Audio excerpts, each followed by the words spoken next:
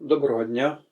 У цьому відеоматеріалі я покажу вам фотографії та декілька відео з мого дводенного походу вздовж Інгулу. Автобусом я приїхав до Нового Бугу. На першому фото місцева автостанція. Далі мені було потрібно пройти через містечко у напрямку села Софіївка.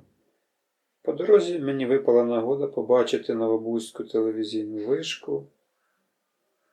Потім я вийшов на дорогу до Софіївки і, пройшовши біля 12 кілометрів, потрапив в початкову точку маршруту, яким хотів пройти, на річку Інгул у селі Софіївка.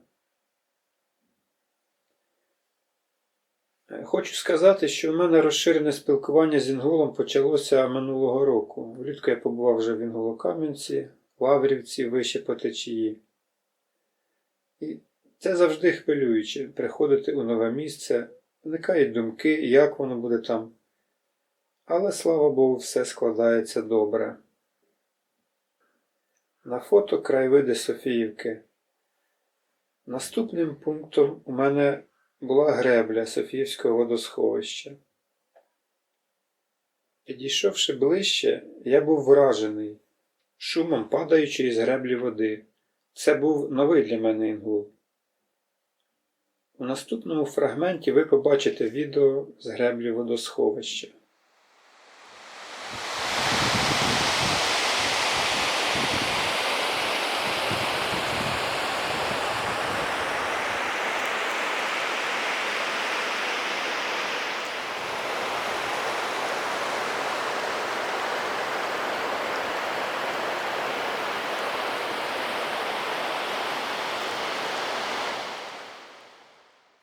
Ще пара знімків з греблі.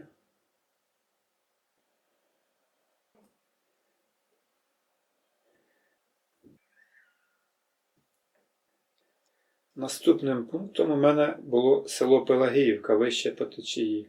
Хочу сказати, що у цих краях я ніколи раніше не бував і тому заздалегідь роздрукував карти з позначеним маршрутом, що мені стало у нагоді. Досить зручно, легко користуватися. Послухайте.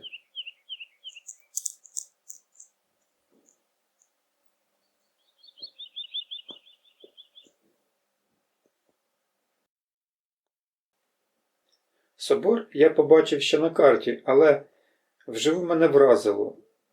Сіл фактично немає поруч і така робота рук людських серед степів. Село Пелагіївка.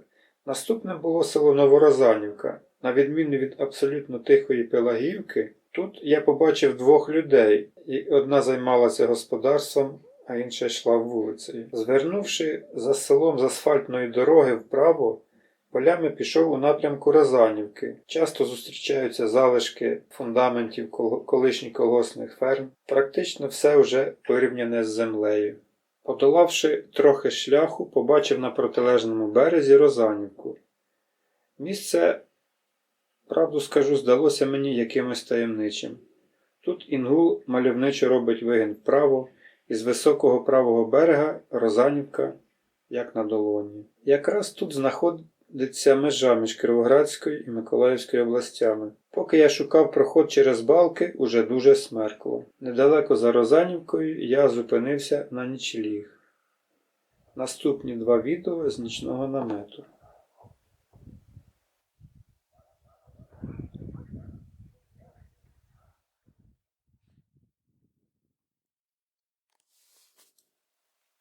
Такий от в мене намет. Зараз я вже повечеряв, попив чаю, нагрів. От, і зараз будемо спати. І на ранок,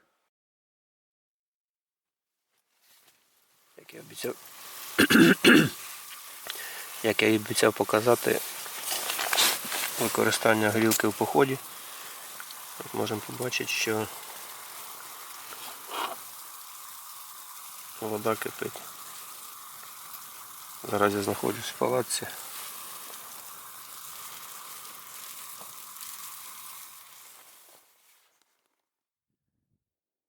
Тут я сьогодні ночував. намет.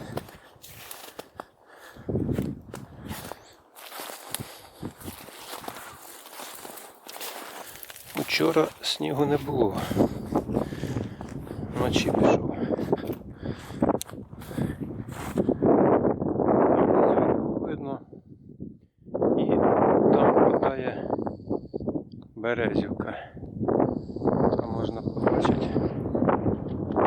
От там.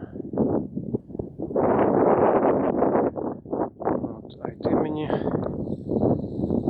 десь в ту сторону. Десь там Любавичка село, далі Завтурове, Інгульське, Бабанка. І там десь попереду монастирище у нас. Побачимо. Вчора по прогнозу була ясна погода на сьогодні. Ну, зараз у нас інша погода.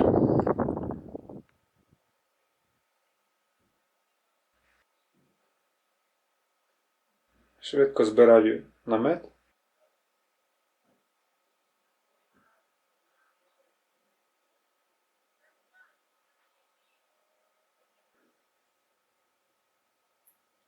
Любавочка зустріла мене розваленим сараєм і єдиною живою хатою. Пара знімків і йду у Завтурове. І за ним монастирище.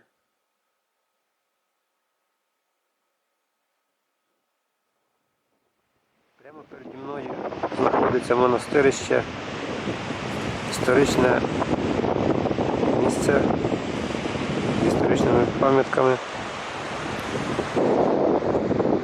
Справа за мною залишилося село Завтурове.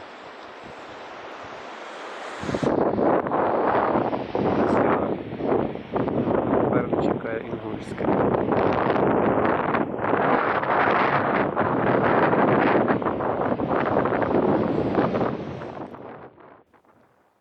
Красиве небо.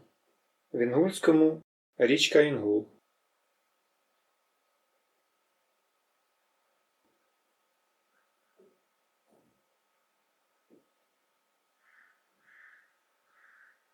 Швидко минаю Ганно-Требинівку, яка межує з Інгульським.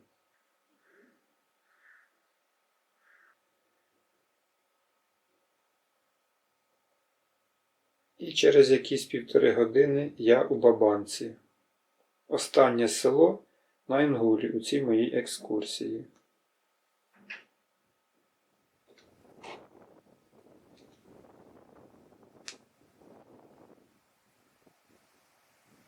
Що я хочу сказати у підсумку? Те, що відчуваєш під час подорожі, важко передати словами. Треба тільки спробувати самому. Під час подорожі приходять різні цікаві думки в голову, взагалі інша атмосфера, дуже чудові відчуття. Дякую за перегляд і запрошую в подорож річкою.